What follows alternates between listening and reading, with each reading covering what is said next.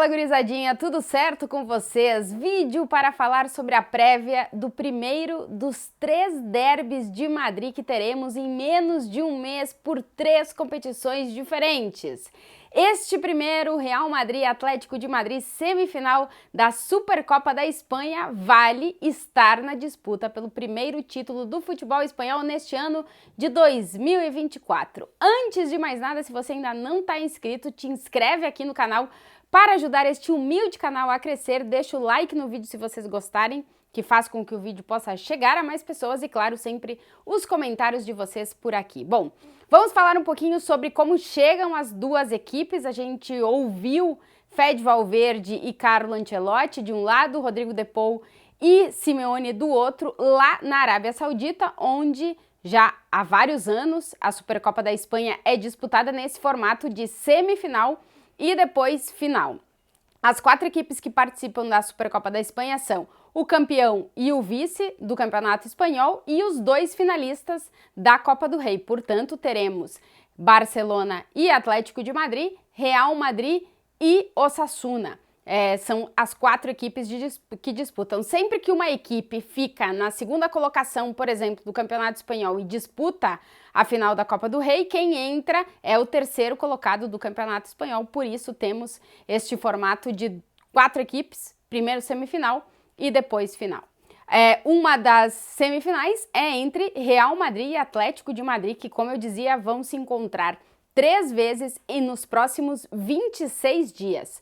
O primeiro derby da capital espanhola é essa semifinal da Supercopa da Espanha. Depois, na semana que vem, teremos a 8ª de final da Copa do Rei, porque é jogo único e vai acontecer no estádio do Atlético de Madrid, o Metropolitano, devido ao sorteio. E depois teremos, no dia 2 de fevereiro, o duelo pelo Campeonato Espanhol. Então serão 26 dias neste recorte, teremos 3 derbys da capital espanhola. Para este primeiro derby, o da semifinal da Supercopa da Espanha, o técnico Carlo Ancelotti tem boas notícias, porque vai liberando gente do departamento médico. Apenas Lucas Vázquez e os 3 jogadores com ligamento cruzado, com lesão de ligamento, que são Alaba, que só volta na temporada que vem, Militão e Courtois, que seguem processos de recuperação e devem voltar final de abril, começo de maio. São os 4 jogadores, e claro, Lucas Vázquez, lesão muscular, que estão fora. O resto, todo mundo à disposição do técnico Carlo Ancelotti, que por uma das poucas vezes nessa temporada vai ter que quebrar a cabeça para montar principalmente o meio de campo do Real Madrid,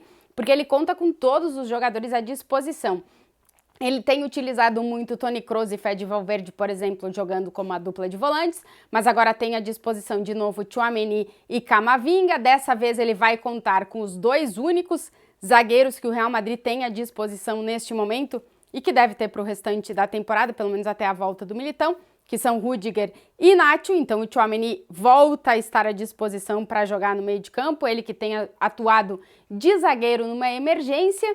Camavinga está de volta, tem Valverde, tem Jude Bellingham, que é titular absoluto, tem Kroos, tem Modric, tem Arda Güler, que acabou de fazer a sua estreia, tem Dani Ceballos. Então vamos ver como é que o Ancelotti vai formar este meio de campo, qual vai ser a decisão do técnico italiano para formar o meio de campo, já que ele conta com todos os jogadores à disposição. Poucas dúvidas no ataque, que deve ser formado por Rodrigo e Vinícius, que são os atacantes titulares desse Real Madrid. A gente deve ter Carvajal na lateral direita, na lateral esquerda o Mendy acabou de voltar de lesão, vamos ver se o Ancelotti vai com ele ou com o Fran Garcia, ou ainda existe a possibilidade do Camavinga jogar ali, que a gente sabe que o Ancelotti coloca o Camavinga de lateral esquerdo. E a dupla de zaga, como eu falei, Rüdiger e Nacho. A grande dúvida do Real Madrid está no gol, porque o Ancelotti não revelou se teremos Kepa ou se teremos Lunin na Supercopa da Espanha. Ele tem feito um rodízio entre os 2 goleiros e ele já disse que não vai definir um titular, que vai ir jogo a jogo, mais ou menos, decidindo. A gente ainda não sabe se ele vai com Lunin ou se ele vai com Kepa para o gol nessa Supercopa da Espanha. O Real Madrid, é verdade que no final do ano e início agora de 2024, tem ganhado seus jogos com certa dificuldade, com sofrimento. Os 2 últimos jogos que venceu no Campeonato Espanhol, os 2 foram por 1-0. Depois enfrentou o Arandina, da 4ª divisão, se eu não me engano, do Campeonato Espanhol na Copa do Rei.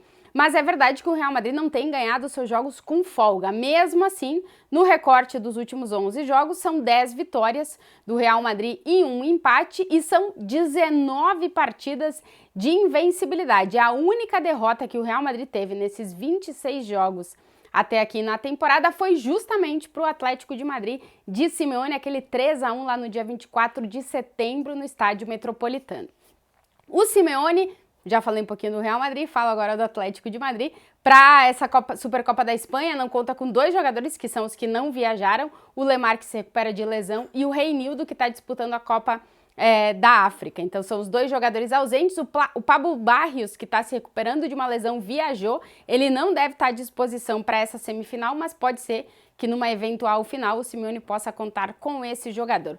No lado do Atlético de Madrid, a gente tem talvez uma escalação um pouquinho mais definida, ainda com algumas pequenas dúvidas, talvez no centro da defesa e no meio de campo, mas mais ou menos o Atlético de Madrid deve ser o Black no gol, Molina como o ala direito. O Simeone tem colocado o Riquelme para atuar também nessa posição, apesar dele ser esquerdo, mas na ala esquerda o titular desse Atlético de Madrid é Samu Lino. E aí a gente tem os 3 zagueiros, que o Atlético tem jogado com 3 zagueiros já faz bastante tempo, que devem ser Savic, Jiménez e Hermoso. O meio de campo, que deve ser formado por Coque, Marcos Llorente e Rodrigo de Paul, talvez ali tenha alguma variação também. E no ataque, uma das melhores duplas de ataque hoje do futebol europeu, Álvaro Morata com 17 gols e Antoine Griezmann com 16 gols.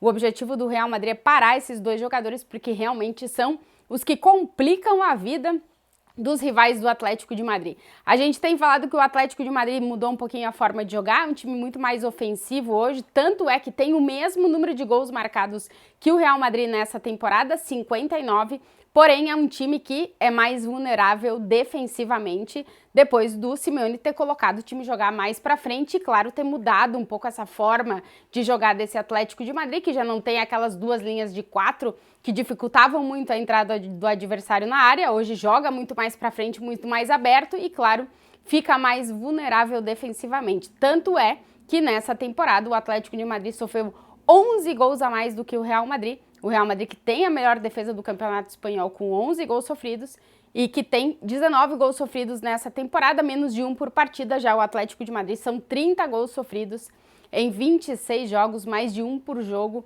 para esse Atlético de Madrid.